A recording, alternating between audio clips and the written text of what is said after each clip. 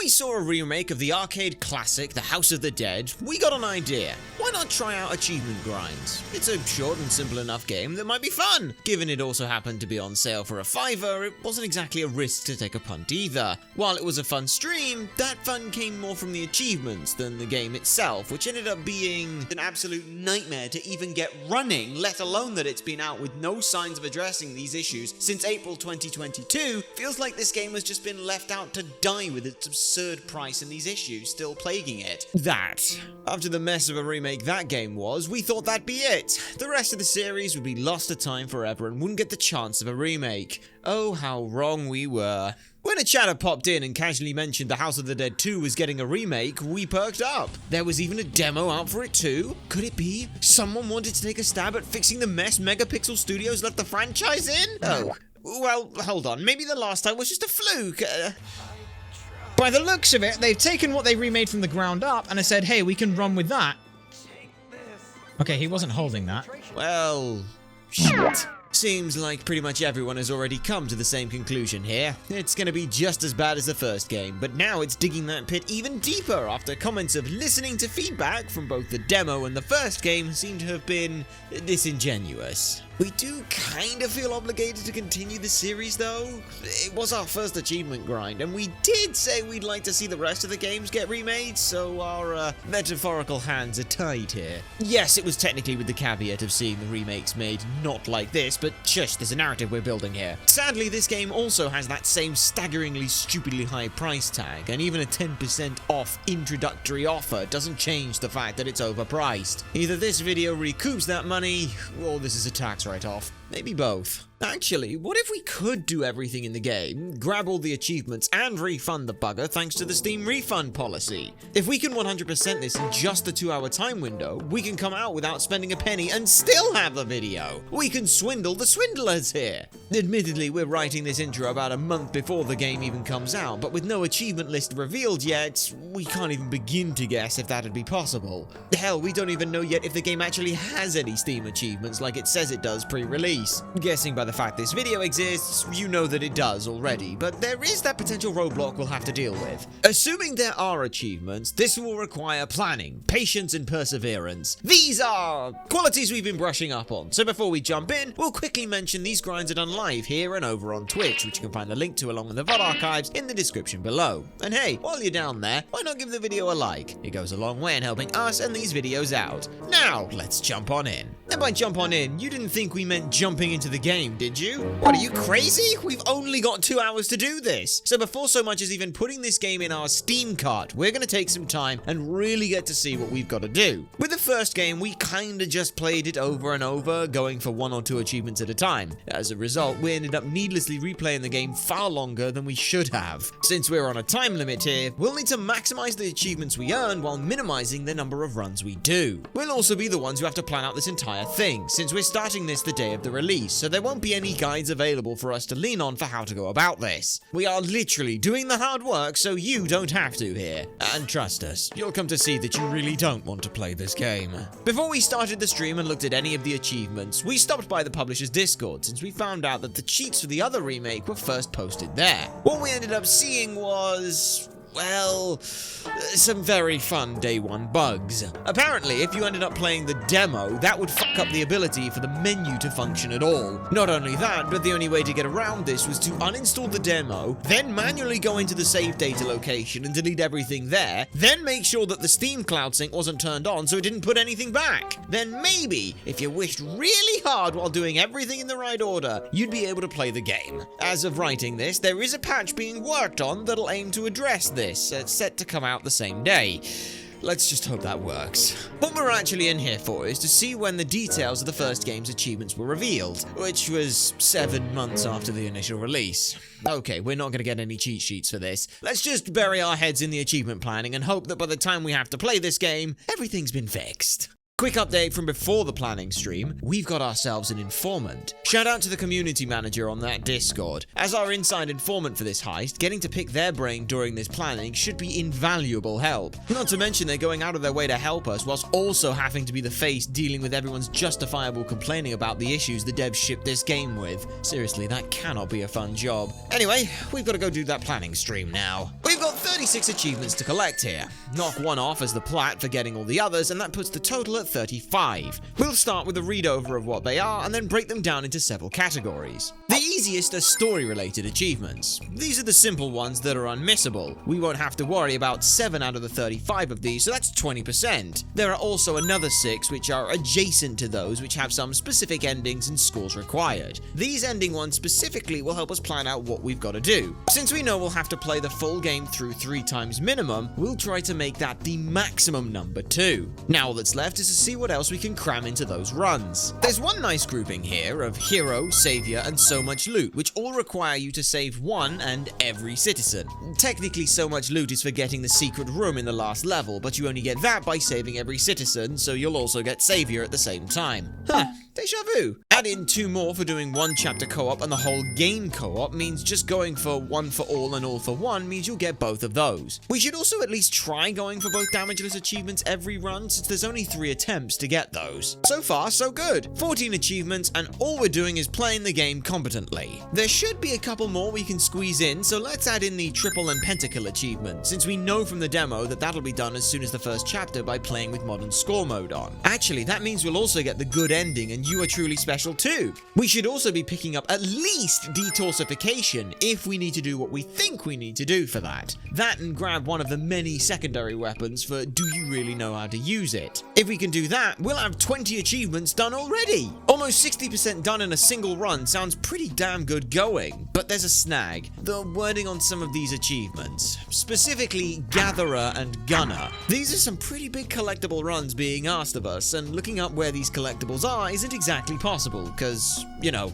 the game came out today. Guides don't exist for it yet. The best we can do is look at videos made for the original home releases and scour the wiki pages. What's worse is the wording on Gatherer is also giving us major deja vu, since we don't know if that needs us to collect one of every type of bonus in original mode, or just every possible bonus from a full playthrough. We did find out that there are some cheat codes that you can use in this game, but each one only has a 20% chance to show up whenever you finish a playthrough. Even if we did know the codes and what they do, we don't know if there's a set number of achievements you need to get them to start working, or if they'll stop us unlocking any new achievements when we use them. We put in our word with an insider to see if they can get back with some information on these. While we wait to hear anything back from them, let's see what else we can start planning. First of all, there's another achievement for getting a game over and one for having a player 2 join mid-game. We aren't sure if having that player join mid-game would ruin a full playthrough with player 2, so instead we'll just start up a mini run 0. We'll hopefully get rookie as well, since the wording only needs you to score less than 24,000 points. It never says we have to finish a full run in the process. There are some iffy achievements that have us worried about how long they'll take, since we've also got to get 5 stars in the training mode and boss mode. Sadly, it's not a score-based ranking for 5 stars, and you actually have to do each one 5 times.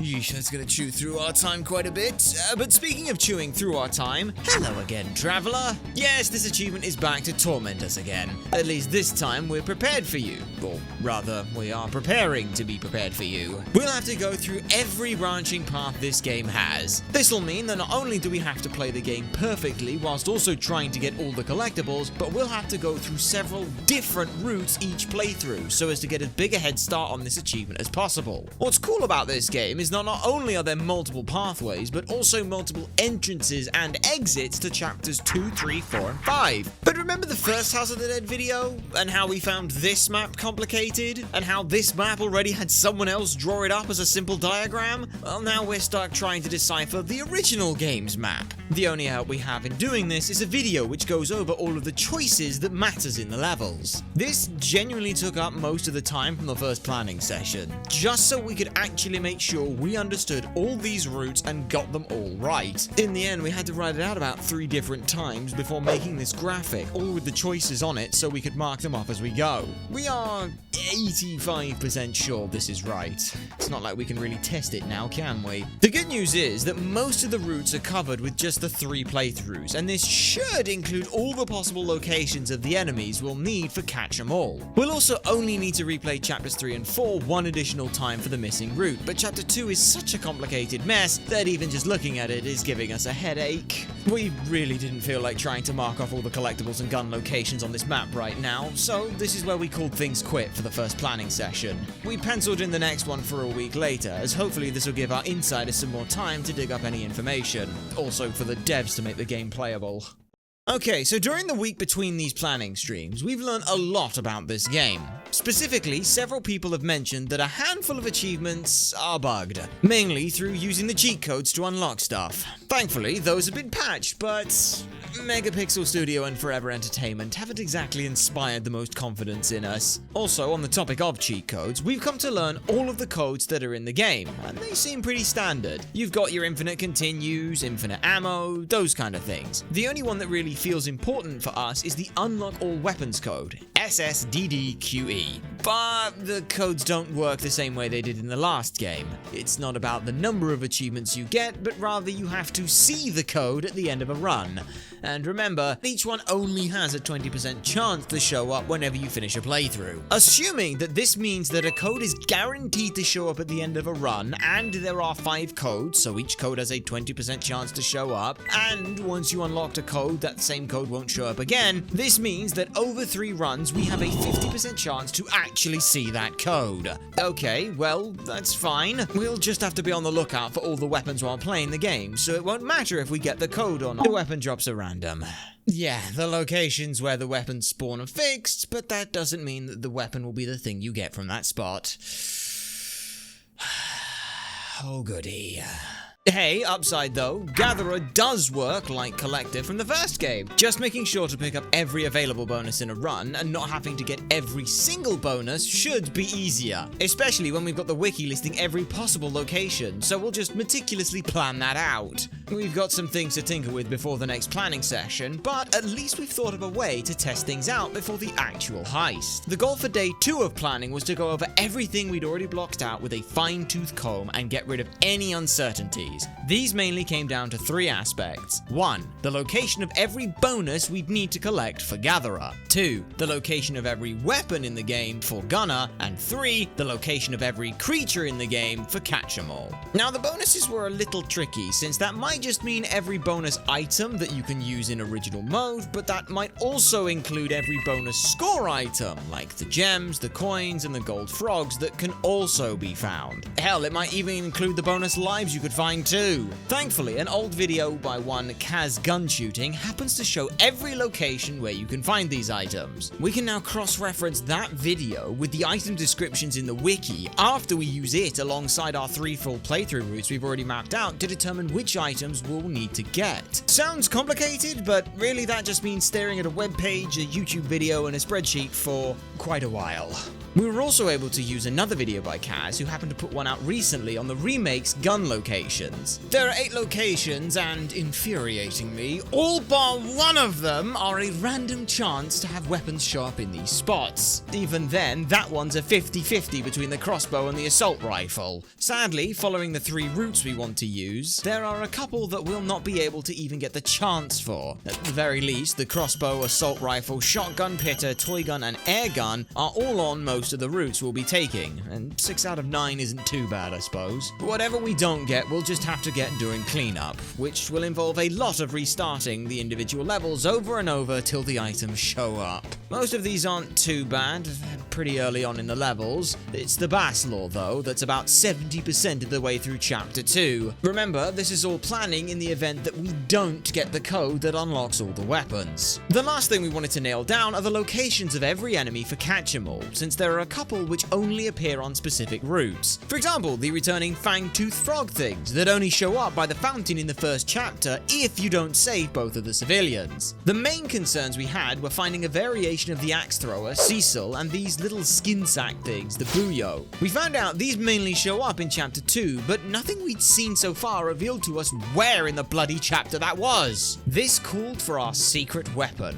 While we can't practice anything for this run in the remake, there's nothing to stop us from running through the original game as much as we want. It shouldn't take a huge amount of time for us to set up either. Funnily enough, it ended up taking less time to get working than the first remake Megapixel made. It was a touch janky since we were using mouse and keyboard, but if you've got an old Wiimote and that little light bar kicking about, you can actually connect both of those to your PC and use that instead. With this setup, not only could we go hunting for those specific enemy locations, but also do a dry run of all the collectibles. This was the most useful thing we could have done, since that Kaz video showed the specific bonus items like extra damage or more credits, but not those bonus score items. Honestly, this was the most fun we had during the planning streams. With this new information, we had to tweak up the routes to see every enemy in the game, but everything now seems to be ready. We even found a bad ending run done that introduced us to a very interesting fact. Whenever you use a credit to continue a run, not only does that reduce your score a bit, but it also adds a 1 to it. This will be how we can guarantee the 0 as the final digit for that run.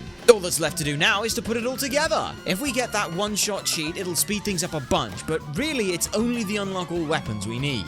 Either this all falls into place, or it all falls apart.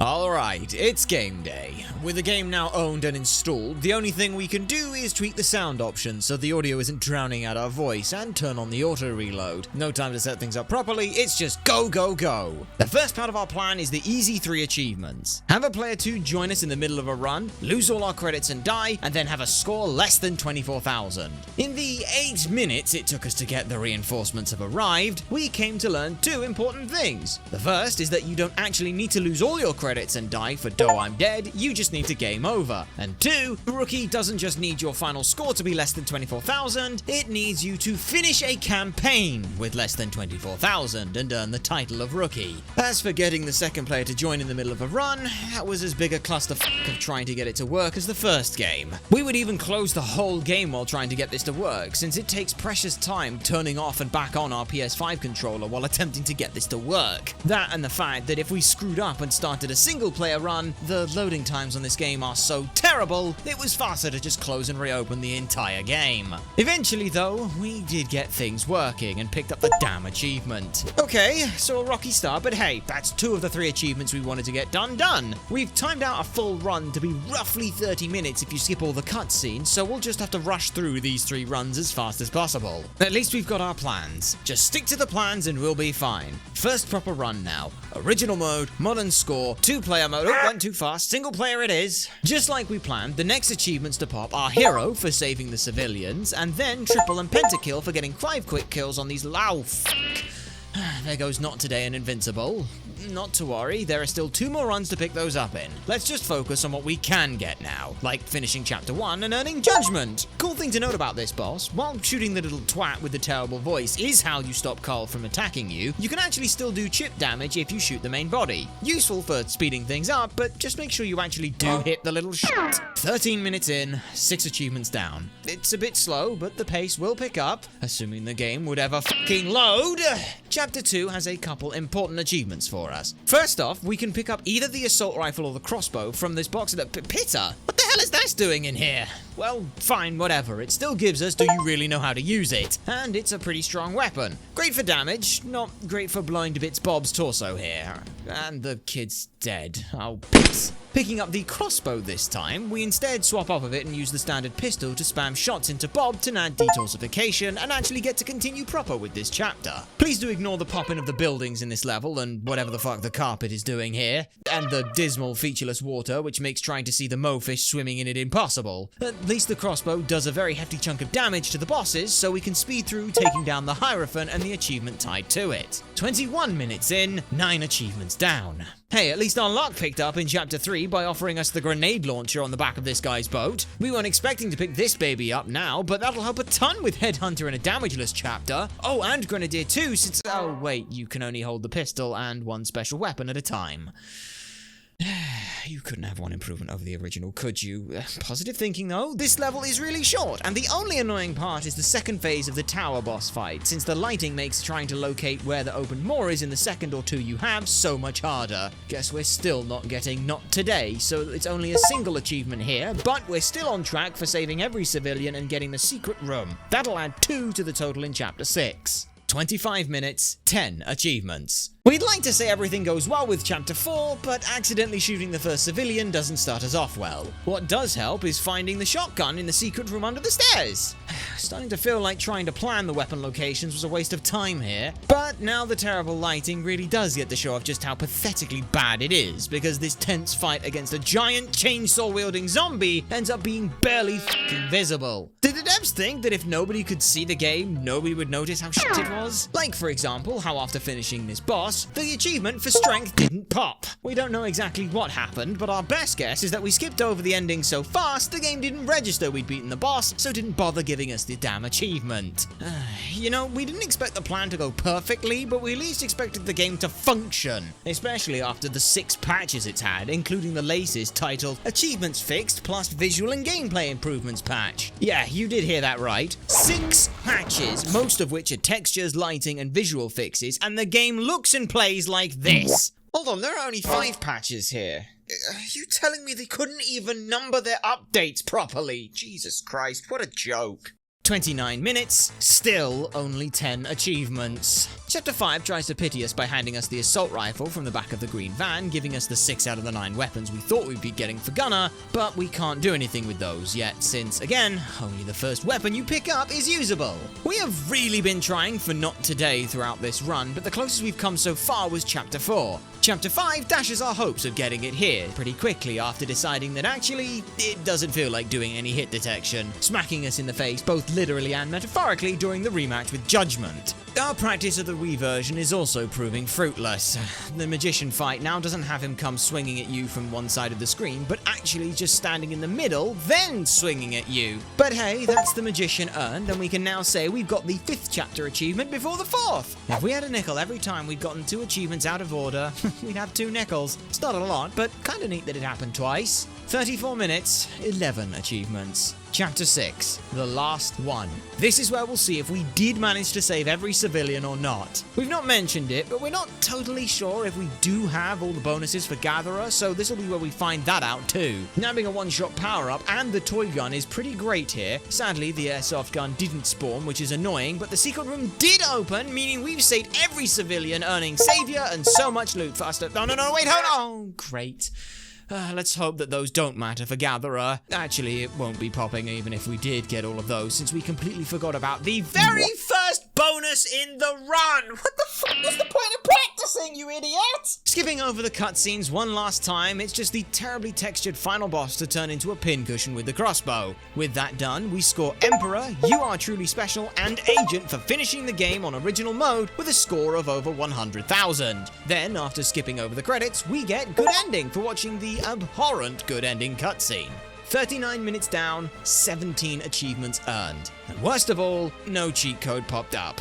We have a theory that it might show up at the end of the credits if you don't skip them, but we didn't have time to waste here. We're behind enough as it is. By the end of our first run, we were hoping to have 24 achievements. Not Today and Invincible are annoying to miss, but we've still got over an hour to earn those. We'll pick up Partner and One for All easily enough as well, since we'll be playing the game again, but this time with 2-player mode. Same with Strength, since we should have gotten that already. The 2 big ones we're missing are Rookie and Gatherer. Technically, we could still get Gatherer if we're lucky on a 2nd or 3rd run, but Rookie won't be so easy. For a score that low, you'd likely have to use a bunch of continues to lower your score, meaning we'd not be able to get Invincible and Rookie on the same run. After finishing this heist, we did come up with a theory that if you played co-op in competitive mode, then having a single person score less than 24,000 might work. We never got the chance to test this though, and if it wasn't obvious enough, we are not coming back to this game to find out. At least our timing was pretty close, with 30 minutes a run if you skip over the cutscenes, and with over an hour left, that'll be plenty of time to get 2 more runs in.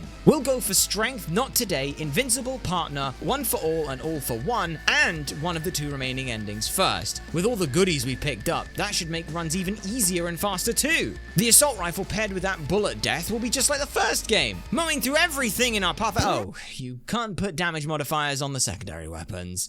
And trying to actually get the second player working again is eating into our time. God damn it! Another 8 minutes later, and we're on to our second run. The good news is that we'll actually be using this to get not 6 but 7 achievements. Remember, we did plan for this. In just 2 playthroughs, we mapped out all the locations of every enemy in the game, and the 3 enemies we haven't shot yet are all in chapters 1 and 2. By letting the civilians die in chapter 1, we can meet the fang-toothed frog things again. The rest are in chapter 2. Oh, whoops, forgot there are now 2 players, so enemies can attack either side of the screen to deal damage. But hey, 1 restart won't eat too much time, right? Well, 1 wouldn't, but that's not what ended up happening for the next hour. Bullet death doesn't have any effect on bosses in the slightest, so we actually have to try for those. Ironically enough, we'd have been better off using the 1.5 times damage up, since we think that would work on bosses too. And every single time we take a lick of damage, we'll have to start the stage again. Thankfully, it only took 2 restarts for chapter 1 before we picked up Not Today and Partner. 54 minutes remaining.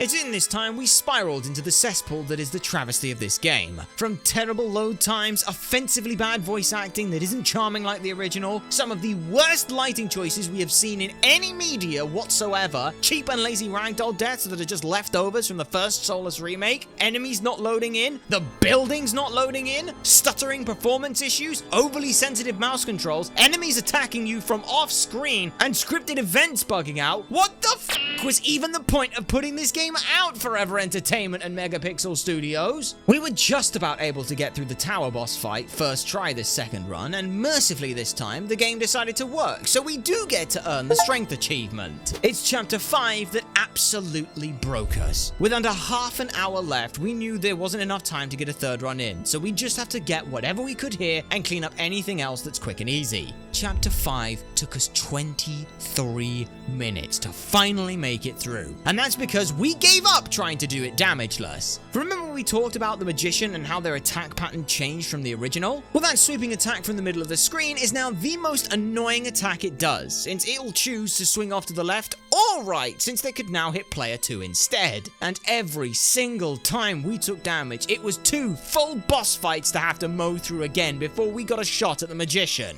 Assuming we didn't get f***ed over by judgment and its shitty hit detection not working again. We did take a break to go check in at the secret lab, and sure enough, once it finally loaded, the game bestowed catch-em-all on us, so at least there's that. With only 408 seconds left on the clock, this was gonna be tight on time. Not because of the levels or the boss fights, no, those are easy enough to mow through, and we earned One for All and All for One with over 2.5 minutes to spare. No, what's eating up all our time is the damn loading screens. By the time we've skipped through the credits, watched the bad ending, and tried to load up a new game, we've got barely a minute left. Watching the timer slowly tick down as the game sits idly by pretending it's loading, we call it there before we accidentally tick over 2 hours of playtime with this game and can't refund it. Well, before we sum up our thoughts on this game, let's break down how much we got done in just under 2 hours. We were able to finish up 2 full playthroughs, seeing 2 of the 3 different endings in this game. We collected 8 out of the 9 unique weapons that can be found randomly scattered throughout the game, and fought all 27 enemy types and 6 bosses. All this means we earned just shy of 2/3 of the achievements earnable at 23 out of 36. A tad shy of what we thought possible, but that did always come with the caveat of us playing perfectly. That and the assumption that the game would behave, which apparently might have been too much to ask for here. We've made no attempt to hide our disdain for this game as a whole, but our reasonings have always gone beyond just, this game is bad. When the first remake came out, we gave it the benefit of the doubt. Seeing as the source code was lost to time, it was built from the ground up as a remake and not a remaster. If the game ran well, it would have been an honest, albeit misguided, attempt at a remake, but we held out hopes for something more from any others. That simply was not and is not the case. This is a soulless, consumer-insulting insulting, money-grabbing garbage pile with the House of the Dead 2 logo slapped on it. Actually, let's talk about the logo, because it kind of perfectly sums up our point here. Here's the House of the Dead remake logo. It's faithful to the original, and the word remake doesn't detract from anything while still letting you know that, yeah, it's a remake. House of the Dead 2 had a very simple idea. Let's put a 2 under the logo. No complaints here. The logo was already great, so no need to change it much for the second. What did the remake logo do? Exactly the same thing, which makes total sense. Except they literally just slapped the 2 over the remake logo and couldn't even be bothered to have the word remake either moved over so it doesn't get cut off by the 2 or put the word remake over the top on that layer. Is it the tiniest of details? Yes, but it's indicative of the entire mindset this game gives off. Why remake the game with its unique death animations when you have the ragdoll physics that worked from the remake? Does it matter that it's one of the main points people mention not liking? Not at all. What do they matter? The voice acting was terrible in the original game? Brilliant! That just means we can put as little effort into that as possible and say it's faithful to the original. The game needs lighting sources so people could actually see what they're doing? Just bung them in wherever. Nobody cares. Need we remind you, this is after 6 different patches pumped out over a couple of weeks to try and course correct the release of an underdeveloped and offensively poor game. This is the first, and hopefully only, 1 out of 10 game rating we'll ever give. We do not envy the job of the genuinely fantastic and helpful community manager of Forever Entertainment. When a company puts out shit like this, and you have to be the one to face customers and deal with their issues, that is not something we'd wish on anyone. If you want to play House of the Dead 2, there is a much, much better way. Hell, if you've got a Wiimote and the sensor bar, you can literally play it with that and actually get to use a light gun controller with a light gun game. Even if you don't, it takes about 10 minutes to set up mouse and keyboard controls, and you'll have the full original game right there for you to play. Yes, it'll be a touch janky, but no more so than this remake, and it won't cost you 20 quid to do so. We can't, for legal reasons, tell you how to do this. All we can say is that swimming with dolphins is a leisure activity that many people say is on their bucket list. We will not be coming back to play the 3rd remake if Sega actually gives Forever Entertainment the ability to do so. Achievements or not, we'd still learn how to get the Wii working with retro achievements and then learn how to make our own set of achievements for that version of the game. And with that, that's all the time we have for today. Thank you very much to everyone who has found, followed, and stuck around on this video. Do let us know what you'd like to see us play next, and be sure to check out down in the description below where you can find and follow us for more content and entertainment. Until then, we have been UltraSonicBlur, you nerds have been a fantastic audience, and we shall see you all next time.